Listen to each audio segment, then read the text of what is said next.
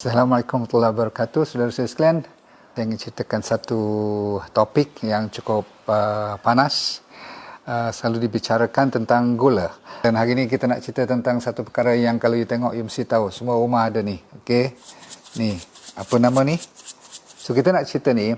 Anda sekalian, sebenarnya saya nak mulakan dengan satu info kepada you. Satu hari, badan kita sebenarnya paling tinggi yang dibenarkan kalaupunlah you nak makan gula atau nak masukkan badan you gula, paling tinggi ni je. Satu ni. Okey, tengok ni. Okey. Satu hari ni. Untuk mempertahankan you punya blood glucose lebih kurang taraf 5.2, paling tinggi 5.5, you nak satu tu je. Satu sudu teh.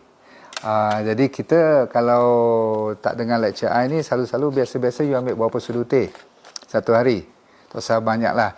Teh tarik saja kalau hari-hari biasa minimum berapa? 2 atau 3 ni, betul tak? Tak masuk lagi susu pekat. Jadi tuan-tuan sekalian, tak heranlah kenapa di Malaysia antara top yang paling tinggi diabetes mellitus berlakunya di Malaysia berbandingkan negara-negara lain. Maksudnya dari segi negara Asia Tenggara. So we are the top in the list. Sebabnya gula ni merupakan ramai orang menjadikannya sebagai makanan kebiasaan. Anda pernah dengarkan yang gula ni dia minimum 2 kali ganda lebih gian daripada marijuana ke kokain ke dia punya giannya. Cuma of course lah, kalau kokain dan sebagainya tu kita tak pernah test, kita tak tahu lah gian dia macam mana. Tapi yang ni bagi mereka yang setiap kali minum, setiap kali ada cari makan ataupun kuih-kuih, dia mesti nak benda yang manis macam ni, berarti dia dah mula ada orang panggil bergantungan, ataupun dia orang panggil dia mesti nak juga kena gula. Macam mana you tahu kalau you tu crave for sugar? Maksudnya memang gian kepada gula. Nombor satu, you senang fatigue. You senang letih. Biasa-biasa je. Kalau lepas pada 2 jam je tak makan pula, lepas tu dia mulalah. Lepas tu you nak cari benda yang manis. Walaupun ada makanan, memang ada sayur, ada buah dan sebagainya kan. Tapi you lebih suka benda yang manis. Sebab tu kalau you tanya orang Kelantan, betul tak? Dia diabetes ke tak diabetes ke, dia mesti. Baru ni satu patient saya, dia kata, "Dok, saya punya blood ni macam mana tak turun-turun lagi?" Hari tu doktor dah buat kontrol, turunlah daripada 11-12 tu dia dah turun sampai 8. 8 tu untuk orang dewasa tu masih lagi saya tak berapa lah suruh makan ubat lagi. Tapi dia ambil satu akok aja. Saya pun tak tahu rasa manis macam mana akok ni kan. Satu akok aja dia naik 11.5. Okay. So saya minta you berhati-hati. Nombor 2, you rasa nak makan benda manis. Kalau you jenis yang ketagih kepada gula ni. Nombor 3, you senang irritable. Kalau you tak kena benda manis, you dapat perasaan yang suka resah, gelisah dan rasa terganggu, sensitif. You jadi orang sensitif. Sikit-sikit nak marah je macam tu. Okay? Lepas tu you senang anxious, maksudnya senang jadi gelisah. Dan you ada masalah ADD, Attention Deficit Disorder. You ingatkan ADD ni untuk budak kecil je, betul lah. Sebab tu kalau budak kecil ada ADH ke, ADDH ke, masalah Attention Deficit Disorder ni, you tak boleh bagi gula langsung, betul tak? Sebab apa? Bila you gian pada gula ni, nanti you tak boleh fokus. Attention Deficit, maksudnya kurang boleh fokus. Orang dewasa pun macam tu lah. Tak boleh kerja kalau tak kena gula ni. Lepas tu, you senang ada masalah hyperaktif. Tahu tak? Hyperaktif. Tak boleh duduk diam. Jadi ini antara petunjuk yang you tu dah memang dah kena gian gula, orang panggil ketagih gula. Dan kalau apa yang berlaku, kalau daripada hari ni you dengar lecture I, you boleh stop gula ni, you akan ada lebih kurang seminggu 2 untuk melazimkan diri. Jadi seminggu 2 ni you kena sabar sikit lah. Bila you boleh berhenti 2 minggu, hari yang ke-15, minggu ketiga tu you akan dapat merasakan you tak berapa rasa gian lagi dah dengan gula. So gula memerlukan lebih kurang 2 minggu untuk hilangkan dia punya ketagih. Nombor 2, you rasa tak berapa lapar lagi dah. Okay? Hormon bagi you rasa lapar tu tidak berkuasa lagi dah. Nombor 3, you langsung tak letih. Kalau letih pun tak macam dulu lagi dah. Mungkin sebab you kerja kuat, you letih tu fahamlah, tapi saja-saja nak letih tak jadi lagi dah. Bagus. Nombor 4, you senang hilangkan air dalam, maksudnya kan kalau jenis-jenis orang yang senang airnya retention, you boleh menahankan air dalam badan kaki, bengkak-bengkak semua tu kan, dan fat you tu senang sangat melebih cepat, gemuk dan sebagainya tu. Bila you berhenti ambil gula, memang dia bantu mengurangkan kenaikan lemak dalam badan you. Seterusnya, mood you punya semangat, spirit you, dan you rasa shock tak shock tu, sekarang you rasa lebih happy, okey. Dan kulit you akan lebih bersih, lebih muda lah, okey, lebih berseri, that's the right word. Sebab apa? Gula tu dia boleh mengganggu collagen yang menyebabkan kita cepat tua pun. Dan akhir sekali, you kurang mendapat sakit ataupun badan jadi keras. Orang panggil stiff kan, selalunya kita ni berat je badan semua. Bila you berhenti gula, lepas 2 minggu you tengok apa berlaku. Kenapa pula gula ni, saya punya topik ialah sama ada dia dikira makanan ataupun sebagai racun. Janganlah pula nanti you pergi bagi tahu, kata kat orang, oh Dr. Nordin kata gula ni racun. Tetapi sebenarnya dia racun yang perlahan-perlahan. Ada jenis racun hari ni you makan, hari ni you mati. Tapi ada racun yang perlahan-perlahan bertahun-tahun, 10, 20, 30 tahun, baru dia tunjuk. You tahulah apa penyakit yang saya sebutkan ni. Tapi kalau you fikir cuma diabetes, you salah. Gula juga menyebabkan banyak lagi penyakit-penyakit lain. Disebabkan diabetes, boleh ada penyakit kolesterol tinggi, penyakit high blood pressure, penyakit autoimun. Tahu tak autoimun? Yang sakit, yang kulit, eczema, psoriasis, penyakit masalah colitis, irritable bowel syndrome, semua tu. You kena hati-hati dengan gula ni. Okay? Dan penting you faham tentang gula. Memang ramai orang menjadikannya sebagai makanan, tapi bagi saya dia bukan makanan. Makanya sepatutnya tak ada gula ni dalam rumah kita. So kalau you tanya, doktor you pegang ni dari mana? Dari dapur saya, betul. Sebab apa? Saya duduk dekat beberapa orang kat rumah ni kan, jadi tak semuanya nak ikut cakap saya. Dan kadang-kadang dia orang buat kuih orang Melayu, kalau tak ada gula tak dinamakan kuih Melayu, betul tak? Engkau nak ganti dengan apa? Sekejap lagi saya bagi 5-6 gantian, tetapi tak sama rasa. Entah kenapa, mungkin disebabkan oleh kebiasaan. Okey, maka kita nak cerita sikit. Bila gula masuk dalam badan kita, you tahu sangat-sangat dia terus, kalau tak dibakar dia, maklumlah kita bukan pergi ladang, kita tak pergi bersawah, noreh getah semua, betul tak? Jadi kita tak burn, kita tak bakar tenaga tu. Jadi tenaga tu akan, kalau tak pakai, tukarlah, dia simpan dalam refrigerator kita. Kalau peti ais kita tu apa? Dalam liver dah proses, tak larat dia proses, dia tabur kat bahagian you punya ni lah, bawah kulit kita, bawah bahagian depan perut kita, tepi perut semua sampai ke punggung, melebar-lebar. Okay? So saya bagi tahu kat anda, yang you dengar untuk orang dewasa kan, yang paling saya takut ialah apabila anak kecil dah dimulakan dengan makanan atau minuman yang bergula. Kan mereka tu kalau diajar daripada awal makanan benda yang manis, dia nak tak benda tak manis? You bagi tahu kat saya. Air yang minum biasa selepas susu tu pun kalau susu bukan ibu punya, dah memang salah juga susu sekarang kan. You masuk pula susu, lepas tu masuk pula dengan gula, minuman sirap pula tu dia berbuat daripada apa? High fructose corn syrup.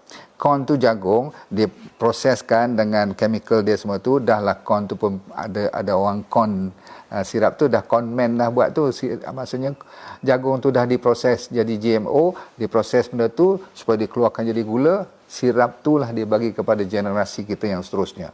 Jadi you bayangkan kenapa anak-anak kita sekarang hyperaktif, kenapa kurang dengar cakap, kenapa susah nak baca buku dan nak baca Quran pun kadang-kadang susah nak ikut dan sebagainya. Ini ada kaitan dengan gula.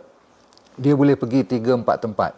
Okey, yang paling kita takut ialah dia pergi kepada, of course, yang paling besar salurannya ke jantung lah kan. Pun dia boleh sangkut kat sana. Gula ni juga kalau terlalu banyak, berlebihan, dia boleh pergi ke bahagian periferi. Periferi ni maksudnya urat-urat yang kecil-kecil halus-halus ni, dia boleh pergi ke mana? Ke mata, ke paru-paru pun boleh, of course. Dia boleh pergi ke bahagian yang paling takut, buah pinggang lah. Kan 70-80% daripada orang yang kena dialisis, you buka file dia orang, semuanya adalah diabetes. Asal usulnya banyak makan gula masa muda-muda dulu.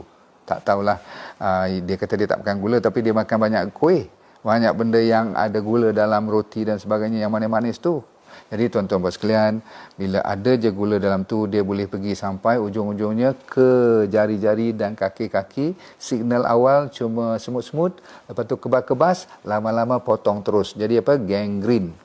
Bukan nak menakutkan you, sebagai memperingatkan bahawasanya yang dah terlepas 10% rakyat kita yang dah confirm diabetes, berarti 3-4 juta rakyat kita yang dah diabetes tu, mereka ada cara. Nanti saya akan buat program untuk mereka. Tapi anda yang belum lagi kena, ada ramai daripada anda yang menonton saya tengah pre-diabetes. Tahu apa maksud pre-diabetes tak? Maksudnya sebelum kena diabetes dah ada signal dia.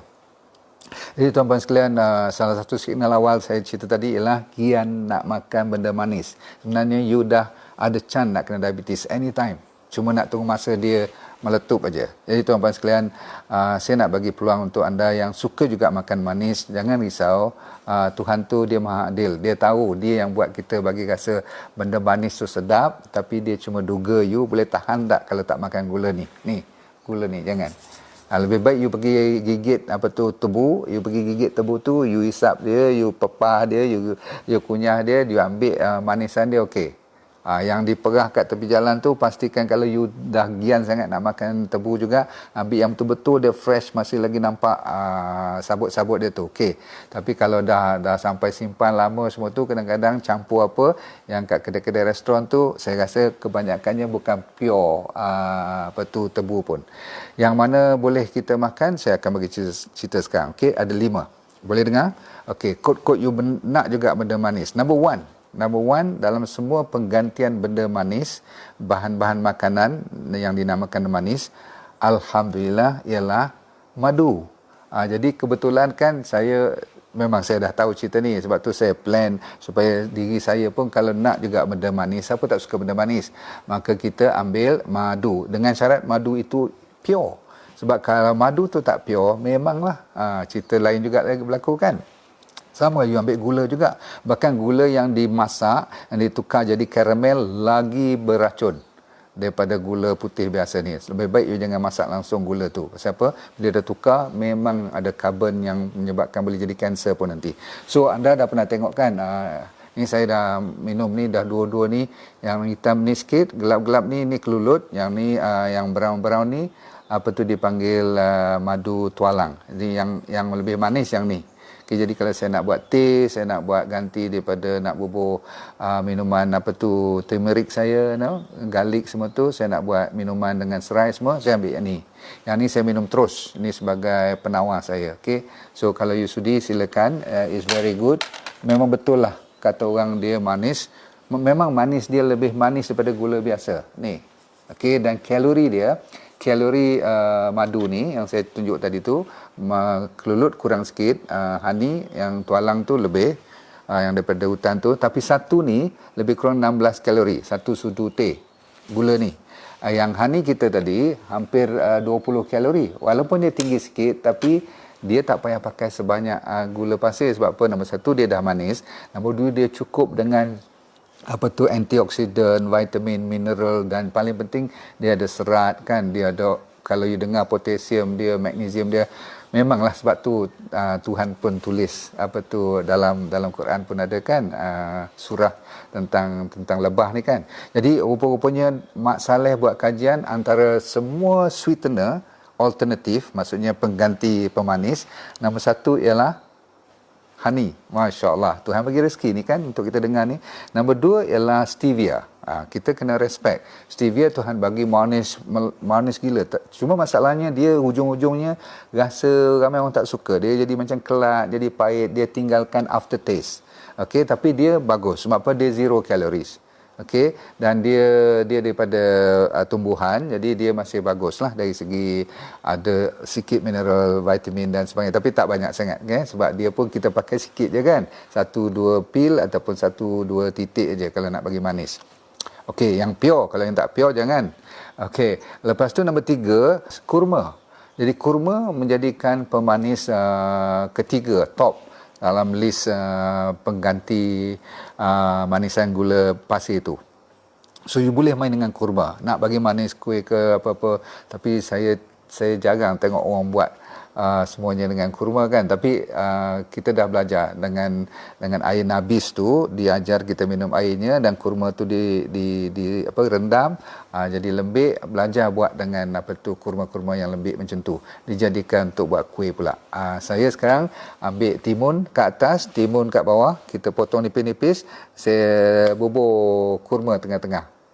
You gigit dia jadi sandwich. Sedap. You ambil salad ataupun ambil lettuce ke kan, yang rangup tu, daun-daun sayur tu kan yang panjang tu, ataupun celery pun boleh. You tabur atas tu, ataupun you lenyek-lenyekkan atas tu. Letak je kurma tu, you gigit dia. Allahu Akbar. Rasa sayur campur kurma. Pernah buat tak? Jadi you acapkan dengan bahan-bahan daripada tumbuhan yang daripada bumi ni. Tuhan bagi cukup komplit, ada amino acidnya, ada wow, you tak boleh percayalah kalau you tengok macam ambil gula je kan, tetapi gula ni yang datangnya daripada fructose, pokok kita, dengan pollennya sekali dalam tu, maka ia antara terbaik. Tapi saya nak bagi nombor 4. Nombor 4, kalau you boleh kawan dengan orang yang panjat pokok kelapa, dia ada nira, tahu tak nira kelapa? Setengah orang kata dia nak pergi ke pokok-pokok nipah pun boleh, asalkan gula tu daripada pokok, dia ambil fresh, jangan tukar jadi bentuk lain. Setengah orang jadi gula kabung kan, setengah orang dah jadi bulat-bulat tu kan, kat Melaka yang jual tepi-tepi jalan tu, yang tu bila dah tukar, dah proses, tidak raw, tidak pure, bagi saya bila tukar dah jadi macam daripada tebu tukar jadi gula pasir. Jangan. Okey. Gula pasir of course, apa yang jadi ialah bila dia tukar ni jadi sang putih ni, dia ada dia punya hampas dia punya apa tu, dia punya another side. Bila dipecahkan tebu antara jadi gula pasir, satu lagi dia panggil gula yang cair dan pekat, macam warna hitam tu, macam namanya molasses. Okey, so molasses tu kalau kod-kod you terbeli masih lagi boleh pakai. Itu pun antara nombor 5, 6 dah. Saya dah bagi kat you tadi. Dan akhir sekali, kalau you daripada overseas, you pernah dengar perkataan maple syrup. Pernah dengar maple syrup? Selalunya daripada pokok maple ni lah kan. Orang-orang yang daripada Canada tahu sangat-sangat lah. Tapi kita pun dah ada jual maple syrup. Itu pun boleh nak bagi penyedap manis untuk makanan you. Tapi itu nombor 5, 6. Nombor 1 apa? Tetap bukan kelulut untuk penawar, tapi tetap honey pula, honey yang daripada hutan. Dan kalau boleh jangan beli honey yang luar daripada kawasan yang bersamaan dengan tempat tinggal you, kalau boleh. Maksudnya bukanlah tak boleh makan honey daripada Australia, daripada Yaman, kan mahal-mahal tu, mestilah orang kata sedap, tapi sedap tak bersamaan dengan genetic factor. Dia ada kaitan dengan tempat tinggal you, tanah you. Faham tak? Di kita orang Asia, lebih baik ambil madu yang daripada Asia. Kalau orang Malaysia, kalau ada madu daripada Malaysia, bahkan kalau orang Kedah, hang ambil daripada Kedah punya. Orang Terengganu ambil daripada Terengganu. Tapi kita sama-sama Malaysia bolehlah. Orang Sabah saya dengar kata Miri pun banyak tanam pokok-pokok yang dia buat bunga-bunga dia khas untuk dia punya lebah tu. Yang tu pun kata mahal juga. Tapi kita tahu kenapa dia mahal rupanya sekarang. Sebab nak cari original cuma tinggal 20% je di market. Ujung-ujung gula jangan letak lagi kat rumah you kalau you boleh. Saya ni bergaduh hari-hari dengan family saya. Jangan letak gula, tapi dia orang kata kadang-kadang nak buat pajeri pun bawa gula. Barulah saya kata okey, kita ni tak bolehlah strict sangat kan. Saya kata saya benarkan satu hari kita masuklah badan kita 1 sudu gula pasir maksimum. Kalau lebih pada ni you punya gula dalam badan dah mula tinggi daripada 6 milimol per desiliter badan you tu kan. Bila kita cek darah tu kan, pastikan anda jangan lazimkan diri dengan benda-benda yang terlalu manis. Orang Kelantan, saya minta maaf, saya tahu kita dilahirkan dengan semuanya manis. Mungkin sebab tu orang Kelantan pun semua manis-manis kot ya. Tapi apapun jangan sampai kena diabetes. Sebab anda tahu hujung-hujungnya diabetes bukan mati cepat, tetapi sengsaranya lama sangat sebelum meninggal dunia. So kita tak nak doakan anda sekalian jadi masalah. Saya doakan anda semua sihat walafiat. Kita jumpa lagi di satu topik yang menarik insya-Allah. Brown sugar tu pun telah diproses, okey. Antara putih dengan brown tu saya dah tengok kajiannya, lebih baik ambil molas. Tahu molas tadi saya dah cerita tadi, yang hitam tu. So brown sugar tu dia dah dekat sama apa tu white sugar juga. So no need. Jangan, okey. Lagi katanya stevia boleh menyebabkan kanser. Bergantung kepada stevia yang original atau tidak, okey.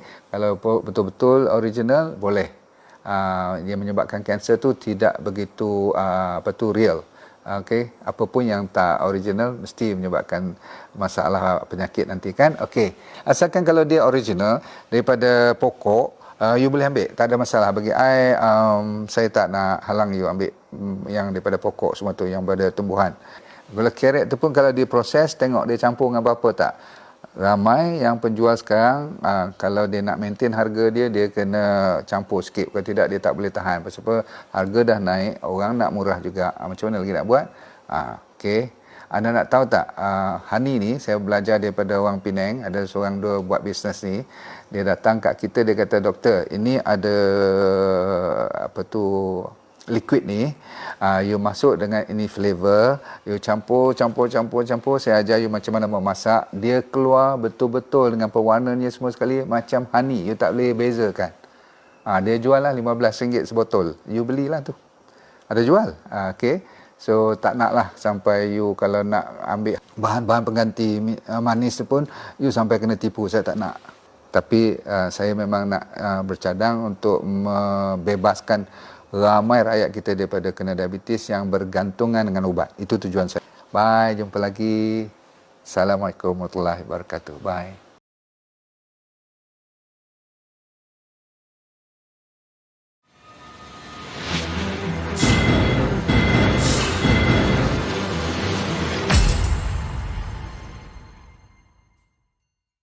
Bagi anda yang berminat dengan program yang semacam ini dan nak tahu lebih lanjut pula tu, tapi tak ada masa, anda sibuk lah katakan kan. So yang penting ialah senang je, saya dah buat program online namanya VIP Well for Life Program.